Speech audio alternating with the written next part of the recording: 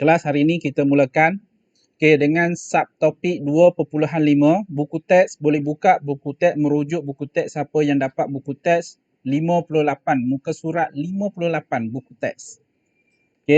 Momentum. Dua subtopik yang sebelum ni, yang minggu lepas cikgu tak dapat bersama dalam Google Meet. Cikgu hanya bagi bahan saja penerangan, dan bagi cikgu penerangan sebenarnya berkenaan dengan inisial dan jatuh bebas, dua konsep yang senang untuk kita fahami. Untuk faham tu senang. Jatuh bebas dan inisial tu senang untuk kita faham. Jadi hari ini kita teruskan dengan subtopik 2.5 momentum. Jadi sebelum kita mulakan, kita tengok video. Cikgu akan tunjukkan video di paparan daripada YouTube.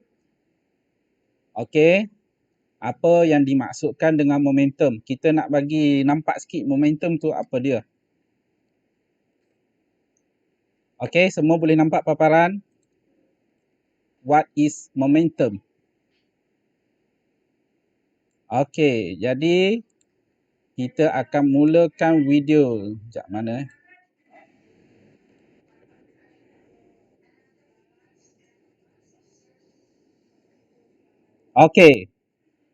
video ni, kisah dia pada masa dahulu terdapat dua orang mencari harta karun. Dia mencari harta karun, dia masuk dalam gua, lepas tu dia jumpa harta karun. Tetapi harta karun tu berada di sebalik cermin. Ada dua orang tu Satu kecil, badan kecil, satu badan besar. Badan besar tu dia kuat. Dia kuat.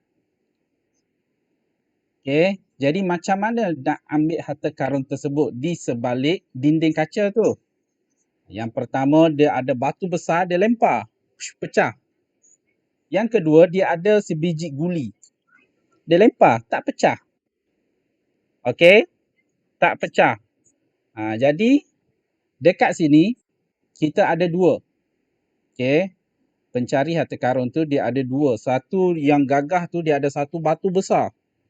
Yang seorang lagi, dia hanya ada guli saja. Batu kecil, marble kecil. Guli lah, kita panggil guli. Batu kecil.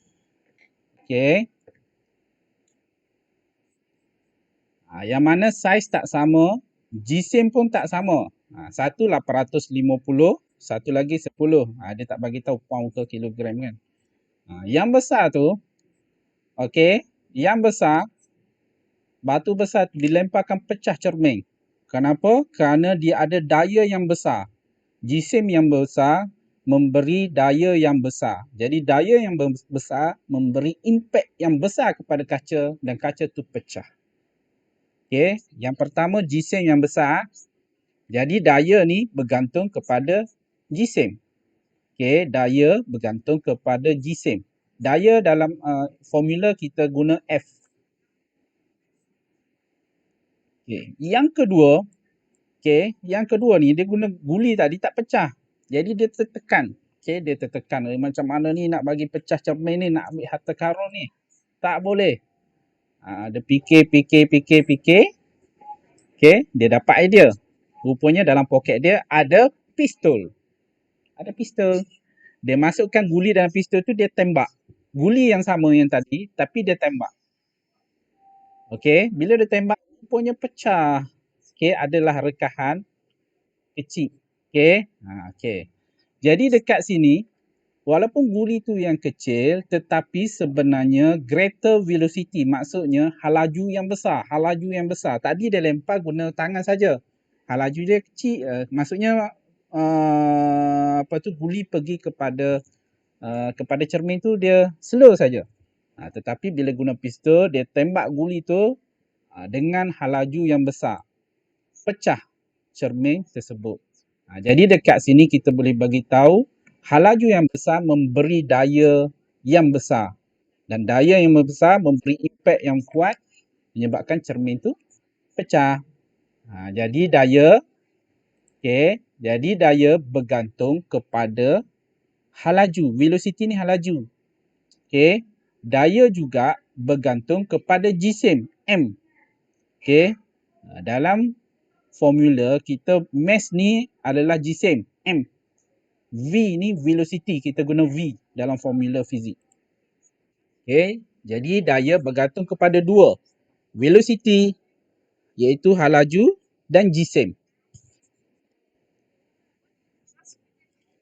Okay, jadi saintis merumuskanlah. Okay,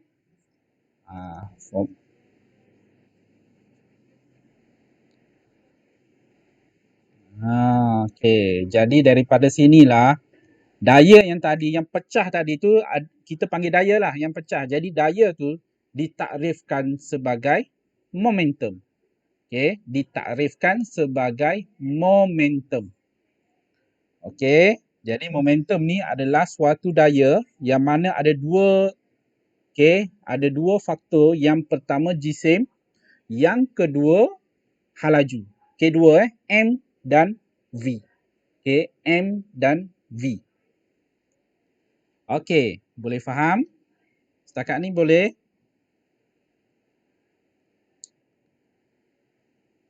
Boleh faham sedikit berkenaan? Boleh momentum? Okay, senang saja. Macam nak makan kuaci je senang dia. Makan kuaci kan, gigit-gigit tu dapat isi. Senang sangat. Okay, kita teruskan. Merujuk kepada buku teks, kita akan pergi kepada konsep. Tadi, video tadi, penerangan tadi, dia dah ceritakan sedikit berkenaan dengan konsep momentum. Jadi kita pergi pada buku teks, istilah yang digunakan dalam buku teks, ayat yang digunakan dalam buku teks. Okey. Muka surat 58. Okey, 58. Okey. Okey, dekat sini ni ada dua kereta. Okey, satu kereta, satu lori. Okey, dipandu dekat highway. Okey. Dan soalan dia, kenderaan mana yang suka untuk diberhenti? Okey. Sekiranya dipandu dengan hal laju sama. Sama-sama laju, yang mana susah nak berhenti? Okey. Cuba jawab, yang mana susah nak berhenti? Susah nak berhenti yang mana? Lori ke kereta? Lori. Okey. Betul itu lori. Okey, lori. Okey, kalau kita tengok kedua-dua kereta dan lori hal laju sama. Faktor yang pertama V adalah sama. Tapi apa yang beza adalah M, jisim, mass. Okey, jisim tak sama. Lori semestinya lebih besar jisim dia berbanding kereta. Okey, jadi bila jisim lebih besar, daya yang kita cerita dalam video tadi ataupun istilah yang kita gunakan momentum dia adalah lebih besar berbanding kereta.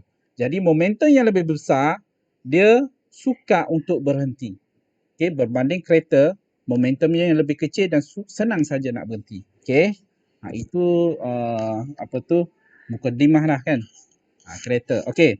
Jadi kita tengok apa yang dimaksudkan dengan momentum. Okey. Ini popular kerana kena ingat dan kena nanti dalam exam biasa dia ada tanya. Apakah yang dimaksudkan dengan momentum? Okey, apakah yang dimaksudkan dengan momentum? Okey, jadi kita tengok dulu takrifan momentum. Okey, momentum ni adalah kuantiti vektor.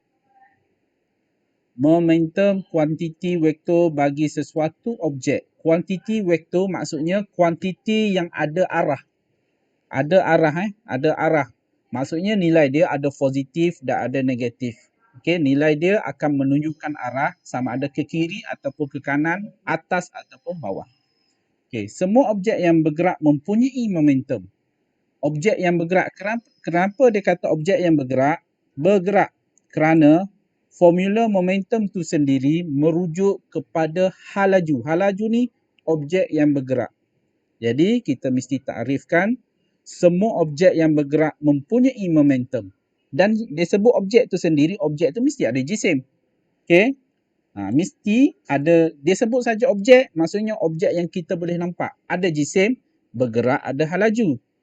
Jadi dua term ni telah ataupun merumuskan yang dikaitkan dengan momentum. Okey, semua objek yang bergerak mempunyai momentum. Arah momentum bergantung kepada arah hal laju objek tersebut.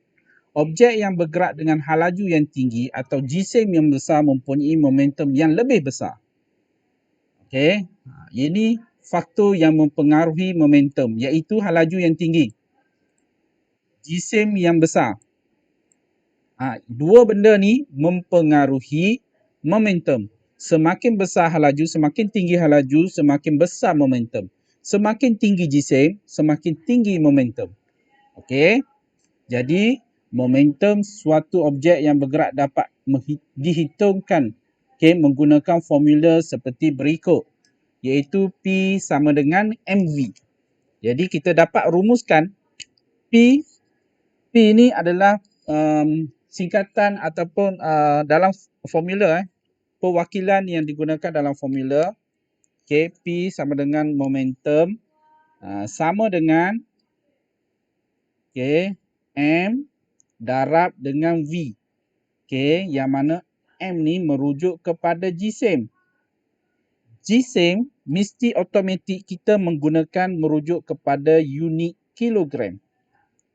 Kalau soalan tu dia bagi dalam gram, kita tukar kepada kilogram. Hal laju pula velocity merujuk V velocity, M merujuk kepada mass. Velocity ni adalah hal laju. Yang mana unit hal laju adalah meter per saat ataupun meter saat negatif 1. Dua unit ni. Ada dua unit. Jadi kita dapat rumuskan momentum adalah jisim darab dengan hal laju. Dalam exam dia tanya apakah yang dimaksudkan momentum? Apakah yang dimaksudkan dengan momentum? Nak jawab macam mana? Senang je. Momentum adalah, jawab macam ni, P sama dengan mv. Tak lengkap lagi. Kena bagi tahu P adalah momentum. M adalah jisim. V adalah hal laju. Jadi, jawab macam ni boleh diterima 1 markah. Momentum bermaksud hanya jawab ni je, formula je. Soalan tanya apakah yang dimaksudkan dengan momentum? Nanti jawab P sama dengan mv.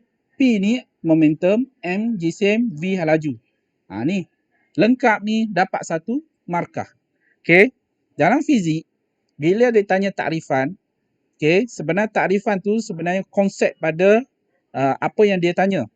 Jadi kita jawab sama ada jawab secara ayat, kita tulis apakah maksud dia ataupun kita tulis secara formula. Fizik ni dua. Bila kita terangkan secara konsep, kita juga dapat terangkan secara matematik, iaitu secara formula.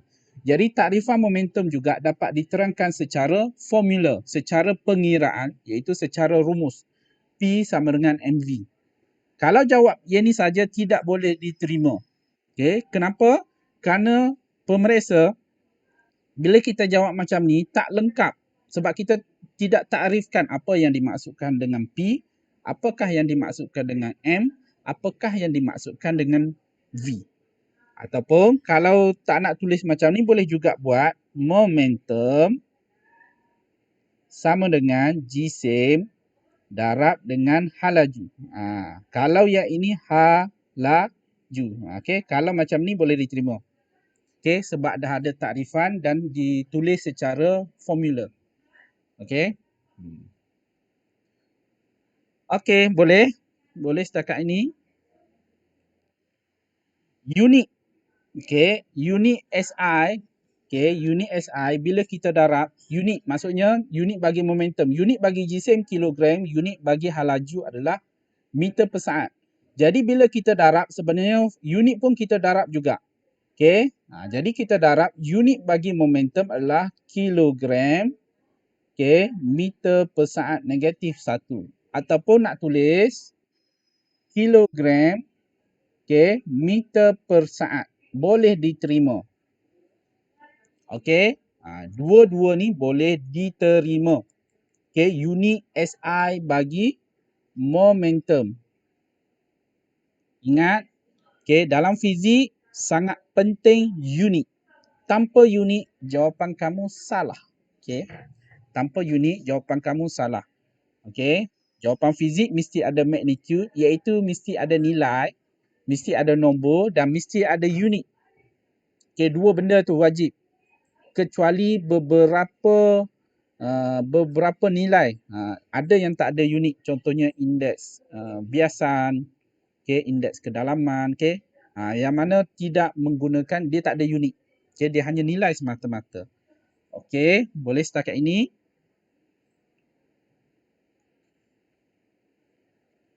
Okey. Kita sambung. Okey, kita sambung. Okey. Ini unit SI, ini formula tadi. Okey, cikgu dah terangkan. Okey, kita sambung. Ini ada aktiviti. Sebenarnya aktiviti ni boleh test dekat rumah. Okey, boleh test dekat rumah buat landasan. Ubah ketinggian saja, ubah ketinggian kan. Kita ubah ketinggian sebenarnya kita nak ubah halaju troli, halaju guli ni. Okey, halaju guli ni. Okey. Jadi bila halaju berubah, jadi momentum pun bertambah. Okey, momentum pun bertambah. Itu yang kita dapat takrifkan. Bila kita tinggikan landasan ni, sebenarnya kita melandaikan lagi ataupun condongkan lagi, jadi guli ni halaju dia semakin bertambah. Bila halaju bertambah, momentum pun bertambah. Bila momentum bertambah, daya yang besar dikenakan ke atas cardboard nipis yang kita lipat ni. Okey, boleh test aktiviti dekat rumah. Okey. Okey. Ini ada contoh pengiraan. Okey, contoh pengiraan. Okey. Sebenarnya momentum tu apa yang cikgu cerita, itu saja konsep momentum. Dia sangat senang. Okey, itu saja. Jadi bila kita faham yang tu, dia dah bentangkan ataupun dia dah tunjukkan secara formula P sama dengan mg. Jadi macam mana kita nak gunakan formula tu, ditunjukkan dalam contoh ni pada muka surat 59. Okey. Boleh kita tengok sama-sama muka surat 59. Cikgu buka buku tab muka surat 59. Okey. Sebuah lori berjisim kira-kira 20,000 kilogram. 20,000 kilogram bergerak dengan halaju 22 meter per saat. Okey, meter per saat. Sebuah kereta berjisim kira-kira 2,000. Tadi lori. Yang kedua kereta berjisim 2,000. Bergerak dengan halaju 30. Satu lori bergerak dengan 22 meter per saat. Okey. 22 meter per saat. Okey, ni lori. Okey, lori jisim 2,000. Okey, lepas tu kereta dengan jisim 2,000. Okey, dengan halaju 30 meter. 30 meter per saat. Okey, berapakah momentum lori dan kereta tersebut? Momentum. Jadi kita dah belajar formula tadi, P sama dengan mv saja. Okey, P sama dengan mv. Jadi kita mula kira momentum lori. P sama dengan mv. M jisim dia adalah 2,000 kilogram. Ingat, kalau soalan bagi kilogram, kita boleh terus guna masuk 20,000 dekat sini. Tetapi kalau soalan ni bagi gram, wajib tukar dulu kepada kilogram. Sebab unit yang kita gunakan setiap jisim, unit asas iaitu jisim dengan halaju mesti kilogram dan meter per saat. Okey, jadi ni hanya masukkan nilai saja. Jisim kereta 20,000, lori. Laju, halaju dia adalah 22. Jadi kita darab, kita akan dapat jawapan 440, okey, 440,000 kilogram meter per saat. Okey, dan kilogram meter per saat ni sebenarnya kita boleh tukar ni. Kilogram per meter ni sebenarnya sama juga dengan Newton. Okey, N ni adalah Newton. Okey, Newton. Okey, Newton. 440,000 Newton saat. Okey, 440,000 Newton saat. Okey, momentum kereta sama juga, kita hanya masukkan nilai saja. Okay, jisim dia adalah 2000 dan laju dia 30, kita akan dapat 60,000 km per saat. Okay, dalam exam, okay, mana-mana pun boleh. Nak jawab macam ni, terus nilai dan unit, kita gunanya ni, boleh diterima ataupun kita tukar juga kepada Newton saat. Okay, boleh diterima juga. Okay, boleh diterima juga. Okay, kenapa ni? Tengok sini Unit Newton dalam sebutan unit asas ialah kilogram meter saat negatif 2. Dia sebenarnya saat negatif 2. Tetapi dalam kes ni saat negatif 1. Jadi ada satu saat tertinggal. Jadi saat yang tertinggal, jadi kita kekalkan saat ini. Okey, jadi sebenarnya ini adalah kalau dalam Newton, ini kilogram meter per saat. Maksudnya kilogram meter per saat sama juga dengan Newton. Dan kita masuk satu lagi S. Okey, satu lagi S jadi Newton saat. Okey. Soalan yang pertama. Okey. Soalan B. Sekiranya lori bergerak dengan hal laju yang sama dengan kereta tersebut, berapakah momentum lori tersebut? Sini dia kata hal laju yang sama. Hal laju yang sama dengan kereta tersebut. Hal laju yang sama. Hal laju yang sama. Okey, jadi kereta tu 30. Jadi lori tu dia bergerak dengan 30. Jadi kita kira balik je. Cuma kita ubah velocity saja, hal laju. Okey. Nilai yang sama 20,000. Okey, darab dengan 30. 30 ni hal laju yang terbaru iaitu hal laju sama dengan hal laju kereta. Dan kita dapat 600,000 kilogram meter per saat. Okey. Sangat senang kita menggunakan formula momentum. Okey, boleh setakat ini? Boleh? Okey, cantik. Okey. Seterusnya kita akan pergi kepada aplikasi momentum. Okey, aplikasi momentum. Muka surat seterusnya iaitu muka surat 60. Okey, muka surat 60. Okey. Mengaplikasikan prinsip keabadian momentum. Tadi kita belajar momentum. Okey, sekarang ni aplikasi konsep keabadian. Dia tambah ni keabadian. Okey, istilah bahasa Melayu abadi ni, abadi dimaksudkan dengan kekal. Abadi ni kita masuk kekal. Okey, abadi ni kekal. Maksudnya prinsip momentum yang kekal. Okey, prinsip momentum yang kekal. Okey, itu yang dimaksudkan. Jadi prinsip keabadian momentum ni kekal. Okey, kita tengok takrifan dia. Okey, ni dalam kes pelanggaran dan letupan.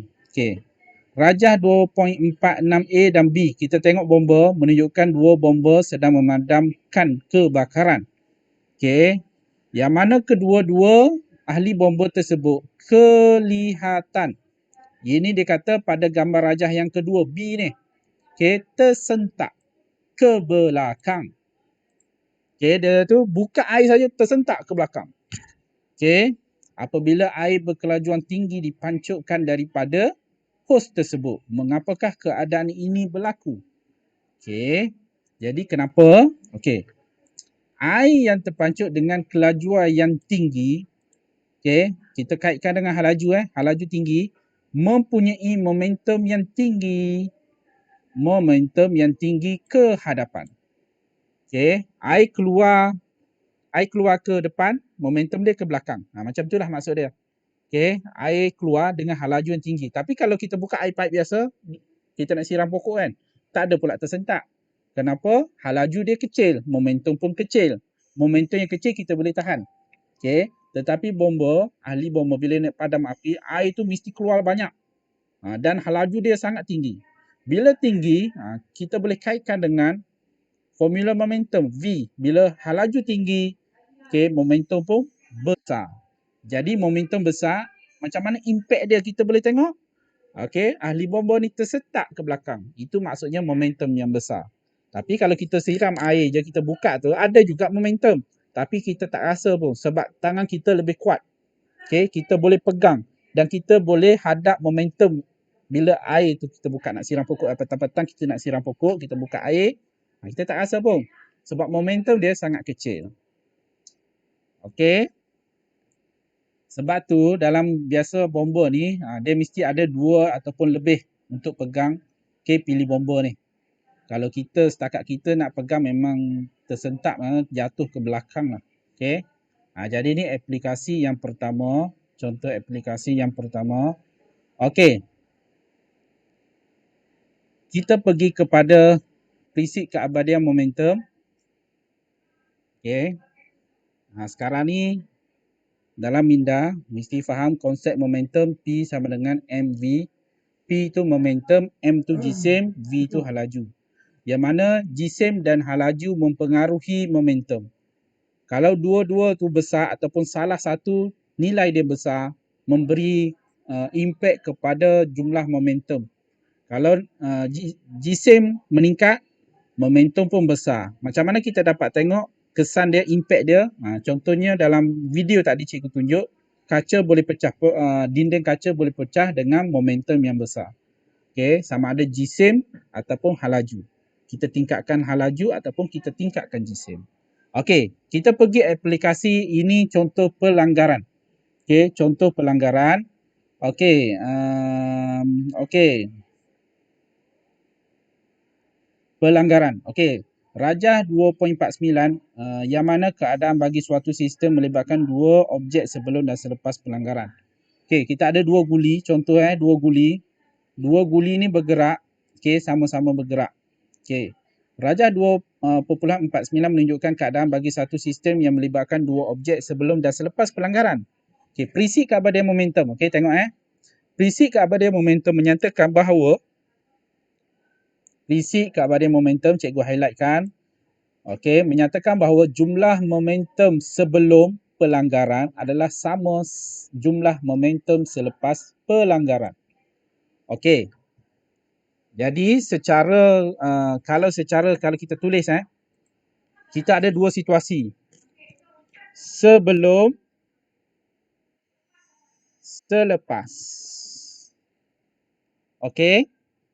Dia bagi tahu sini momentum sebelum dan selepas pelanggaran adalah sama. Momentum yang kita belajar P. Okey. P sebelum dan P selepas adalah sama. Okey, yang mana P momentum ni adalah MV sama dengan MV. Maksud dia P sebelum dan P selepas momentum dia sama selepas pelanggaran.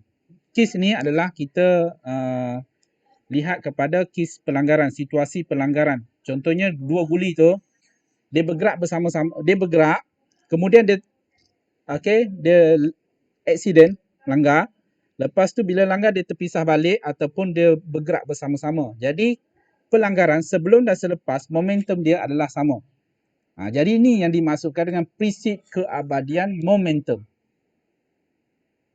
Prinsip keabadian momentum menyatakan momentum sebelum pelanggaran dan selepas pelanggaran adalah sama. Okey, prinsip keabadian momentum. Maksudnya nilai momentum tu sama sebelum dan selepas. Jadi bila sama, jadi kita boleh rumuskan. Okey, kita letaklah P sama dengan MV. P sama dengan MV. Sebelum dan selepas. Okey, dalam buku teks ni sebab kita ada 2 objek yang berlanggar. Okey, jadi dia ada M1. M1 untuk objek yang satu, objek yang pertama. Okey, objek yang pertama. M2 merujuk kepada objek yang kedua. M1, U1. U ni halaju awal. Okey, initial velocity. Okey. M2 ni adalah objek yang kedua. U2 adalah halaju bagi objek yang kedua. U ni adalah initial velocity ataupun halaju awal. Sama juga dengan selepas pelanggaran. M1 merujuk kepada objek 1, kita tukar kepada V. Kita tak nak bezakan yang mana halaju awal dan yang mana halaju akhir. U halaju awal, V halaju akhir. Okey, tambah dengan M2 V2. Okey, jadi secara formulanya ini adalah bagi kes 2 objek yang berlanggar. 2 objek. Okey, kereta dengan kereta, kereta dengan lori, okey, pelanggaran. Okey, 2 objek. Okey, jadi 2 objek, momentum yang berlanggar ni sebelum dan selepas adalah sama. Jadi kita tambah. Kita tambah. Sama dengan ni maksudnya momentum sebelum dan selepas. merujuk kepada prinsip keabadian momentum. Prinsip keabadian momentum. Okey, sebelum dan selepas sama. Jadi secara formula kita dapat takrifkan M1U1 tambah M2U2. U merujuk halaju awal, M merujuk GCM objek. Sama juga dengan M1V1 dan M2V2. M1 dan 2 merujuk objek selepas pelanggaran. GCM yang sama, semua ni GCM yang sama. M1, M1 nilai dia sama. M2 dengan M2 nilai pun sama. Cuma U dengan V tak samalah. Ini halaju selepas pelanggaran. Okey, selepas pelanggaran. Okey, boleh setakat ni. Ini dalam konsep momentum dalam pelanggaran. Okey, dan pelanggaran kita boleh takrifkan prinsip keabadian momentum. Okey, boleh. Nanti kita ada soalan nanti nak kena jawab. Okey, nak kena jawab. Kejap lagi. Okey, kita pergi situasi yang kedua. Situasi letupan. Okey, yang roket naik ke langit, peluru dalam pistol kita tembak. Sebenarnya itu kita boleh mengaitkan dengan momentum. Okey, momentum. Jadi momentum tu kita kaitkan dengan letupan. Okey. Rajah menunjukkan pelancaran roket. Okey. Jadi pelancaran roket ni adalah salah satu contoh letupan. Okey. Letupan merujuk kepada satu situasi apabila satu objek yang berada dalam keadaan pegun. Objek tu adalah roket tu. Dia pegun, duduk diam je. Okey.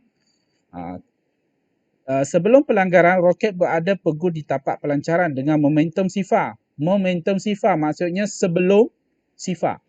Okay. Selepas pelancaran, gas yang panas bergerak ke bawah. Gas tu, sebab roket nak naik, GCM dia besar. Roket ni berat. Jadi macam mana? Dia memerlukan satu tujah ke atas. Jadi macam mana kita nak roket tu nak menghasilkan tujah ke atas? Jadi menggunakan prinsip letupan. Okay, prinsip letupan, gas, dia campur gas, ada percikan api, berlaku letupan. Jadi api itu letupan dan letupan tu sebenarnya memberi momentum yang besar yang boleh memberi daya tujah ke atas bagi roket tersebut. Jadi bila daya yang besar, roket tu boleh naik lah. Daya yang lebih besar daripada GCM roket tu sendiri. Naik ke atas. Okey. Jadi secara konsep fiziknya, letupan merupakan sistem tertutup yang tidak melibatkan daya luar. Tak ada daya luar pun dia naik ni. Hanya yang ada dalam roket ni, gas panas dan letupan tu sendiri. Oleh itu, jumlah momentum diabadikan dalam letupan iaitu, cikgu dekat paparan, merujuk dekat paparan. Okey, tadi pelanggaran. Jadi kes roket ni, sebelum, selepas.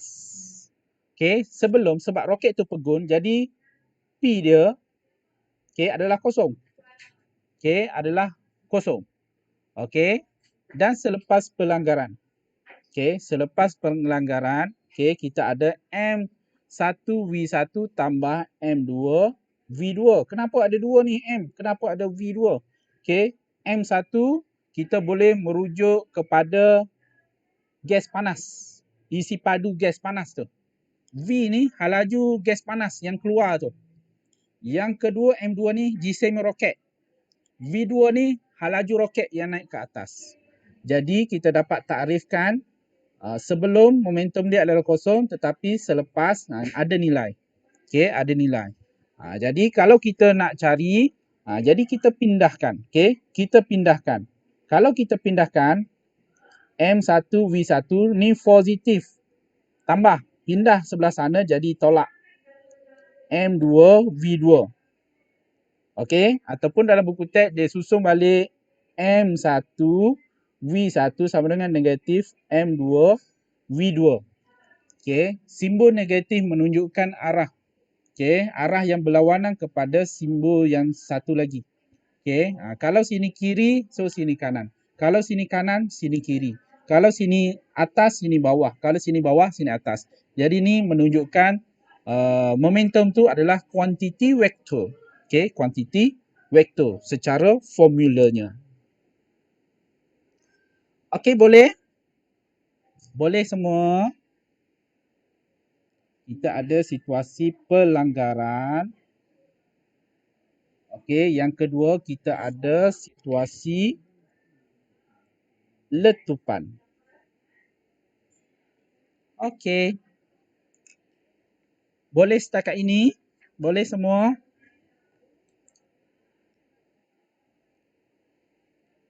Boleh tak? Hello, hello, hello. Ha, okey. Ha, guna tangan. Ya, ya, ya. Ha, ha. Ha, InsyaAllah ada. Cikgu rekod ni. Sekejap, jangan tengok. Ha, cikgu rekod. Ha, nanti cikgu letak. Okey. Ha, okey. Okey. Jadi sekarang, sekarang penerangan berkenaan momentum tak banyak itu sahaja. Okey, berkaitan dengan momentum, konsep momentum, prinsip keabadian momentum. Ingat balik apa yang kita belajar. Okey, yang tadi kita belajar berkenaan dengan momentum. Yang mana momentum tu ada dua faktor yang mempengaruhi momentum. Momentum iaitu yang pertama jisim. Semakin besar jisim, semakin besar momentum. Yang kedua halaju. Halaju mempengaruhi momentum V. Jadi bila nilai V besar, nilai momentum pun semakin besar. Jadi ada dua faktor yang mempengaruhi nilai momentum. Dan momentum ni kalau kita nak faham, momentum ni adalah suatu daya. Suatu daya. Cuma kita takrifkan sebagai momentum. Dalam fizik, daya kita akan belajar selepas ni. Banyak benda memang dikaitkan dengan daya. Okey, dengan daya. Tetapi dipecahkan. Ada takrifkan. Kalau daya yang dalam kes yang kita belajar hari ni, kita takrifkan daya tu sebagai momentum. Okey, dan ada formula dia sendiri. Daya pun ada formula dia juga. M sama dengan mg, M sama dengan ma. Ada. Nanti kita akan jumpa selepas ni. Okey, jadi seterusnya cikgu akan bagi latihan. Okey, latihan. Okey, latihan. Okey, dalam Google Meet cuba tengok dekat message. Okey, dekat message. Okey, sekarang boleh mula buat. Kejap lagi kita akan bincang. Okey. Kita ada lebih kurang 13 minit lagi. 13 minit lagi.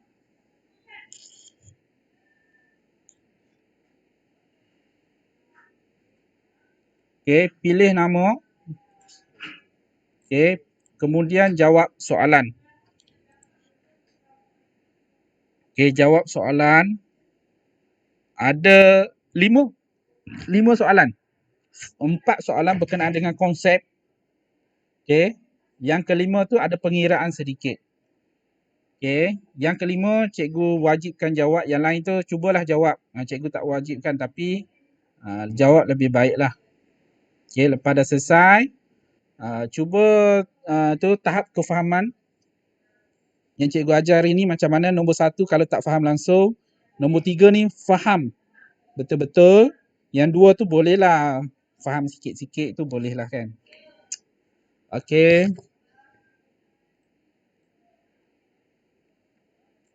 Bismillahirrahmanirrahim.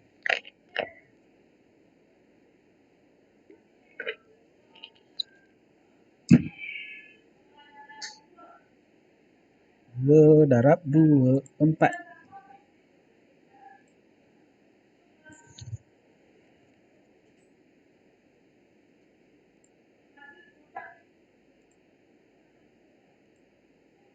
Display capture, display Windows capture, display Windows capture. Okay. Chrome.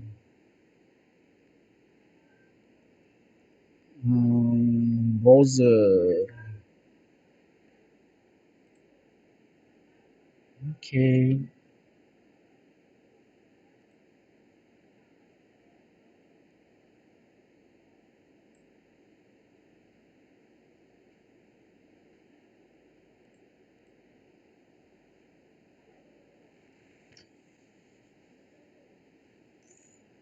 Okey, jawab soalan. Soalan yang kelima memerlukan pengiraan sedikit.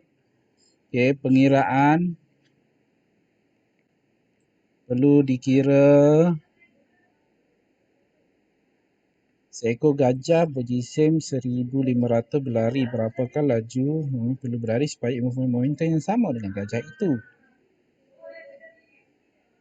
Okey.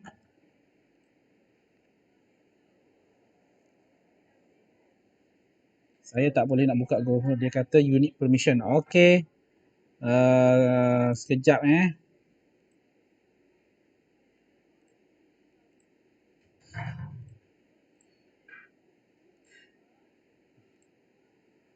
Okey, cuba balik. Alia Maisara, boleh cikgu dah unlock. Okey, boleh cuba.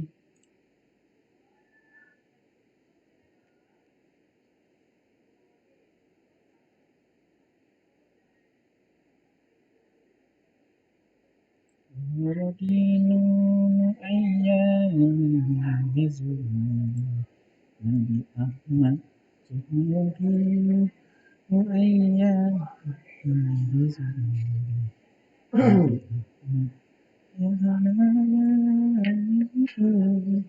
Soalan 3, soalan 3. Soalan 3, bagi situasi pelanggaran kenyal. Okey, bagi situasi pelanggaran kenyal. Oh, cikgu dalam tadi cikgu tak takrifkan. Pelanggaran ni dia ada dua. Dalam buku teks dia. Ada dua Kalau kenyal ni accident, lepas tu dia terpisah. Itu kenyal. Kalau tak kenyal, dia langgar, lepas tu dia dia bersama-sama, bergerak bersama-sama. Okey, dua guli tu dia berlanggar, lepas tu dia terpisah. Yang ni bergerak dan yang ni bergerak. Itu kenyal sebab dia terpisah. Kalau tak kenyal ni, dia berlanggar, lepas tu dia bercantum dan bergerak bersama-sama. Okey, itu adalah pelanggaran tidak kenyal. Okey, ada dua istilah, kenyal dan tidak kenyal. Lupa nak takrifkan tadi. Allahu Akbar. Pelanggaran, okey, kita ada dua jenis, iaitu kenyal, tidak kenyal. Okey, dua-dua ni adalah berlaku selepas. Maksud dia, selepas pelanggaran, kenyal ni dua objek terpisah. Yang ni dua objek bercantum. Okey. Tambahan penerangan. Okey. Pelanggaran ada dua jenis, kenyal dan tidak kenyal. Yang mana yang kenyal ni, kalau kita ambil situasi dua objek tu terpisah selepas pelanggaran. Ni merujuk kepada selepas pelanggaran. Selepas pelanggaran, dua objek dia terpisah. Dia melanggar, terpisah. Itu kita takrifkan pelanggaran kenyal. Okey, bagi pelanggaran tidak kenyal, dua objek tu dia berlanggar kemudian dia bercantum. Okey, bercantum. Sama ada bergerak bersama-sama ataupun dia stop. Okey, kalau dia stop, V dia kosong lah. Tapi kalau dia ada pergerakan, dia V ada nilai. Ingat, kalau V tu kosong, momentum pun kosong. Hello. Hello. Ya. Betul, ada, ajar. Understand.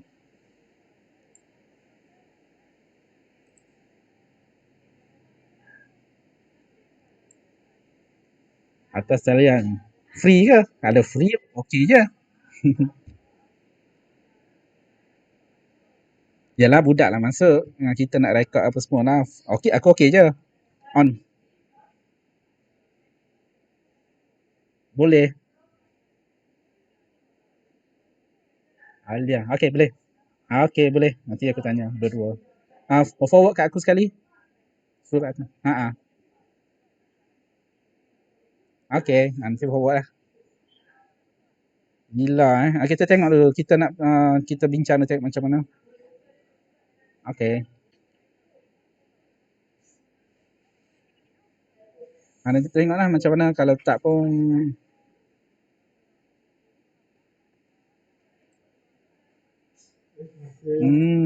boleh. Boleh. Okey, lambat lagi sebulan lagi. Okey. Okey, baik. Okey. Baru 6 orang yang jawab. 6 orang yang jawab. Baru 6 orang yang jawab.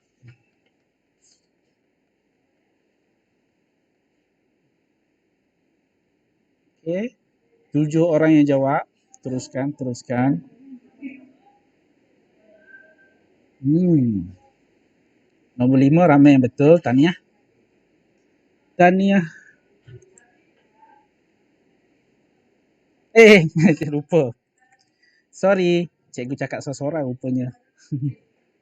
Terima kasih Syahidah. Okey, setakat ini 7 orang dah jawab. Okey, dah selesai. Okey, jawab pada Google Form. Okey, kelihatannya setakat ini nombor 1 semua betul, nombor 2 secara formula. Momentum sebelum pelanggaran adalah sifar. Jumlah momentum selepas letupan sama dengan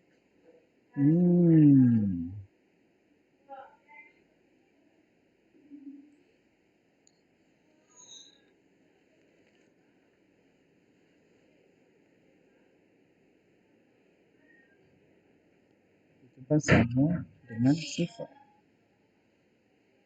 Nombor 2 tu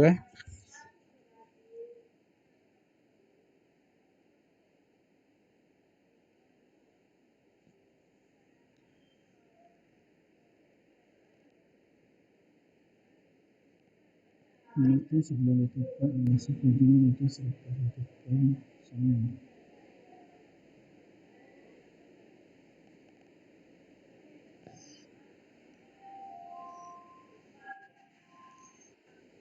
Okey, cepat, ada 3 minit lagi. Okey, macam ni. Okey, teruskan menjawab. Okey, teruskan menjawab. Kalau tak sempat, kejap lagi kelas lain pula 11.30. Okey, nanti ambil masa selepas ni jawab, boleh rujuk buku teks apa semua. Jadi yang mana jawab, okey, tahniah. Yang mana nombor 5 kebanyakan betul lah. Nombor 5, nombor 1 ramai yang betul. Nombor 3 pun ramai yang betul, majoriti betul. Nombor 4 ramai yang betul. Okey, jadi kita ada 3 minit lagi. Okey, jadi dari cikgu setakat itu sahaja. Nanti kita sambung next class. Cikgu rasa next class pada hari Khamis ni kita tengok dulu keadaan. Kalau tak, kita akan masuk subtopik daya. Okay, 2.6 daya. Kita akan masuk subtopik 2.6 ataupun kita perbincangan tapi modul cikgu rasa tak sempat ambil lagi modul. Jadi mungkin hari Khamis ni kita akan pergi kepada 2.6. Jadi terima kasih banyak-banyak kepada semua yang masuk hari ini. Nanti soalan tu jangan lupa sebab cikgu kehadiran tu, cikgu akan lihat dekat situ kehadiran 30 orang kehadiran hari ini. Kehadiran adalah 30 orang. Setakat itu minta maaf banyak-banyak. Terima kasih. Bye-bye. Jumpa lagi. Assalamualaikum. Sama. Sama. Sama.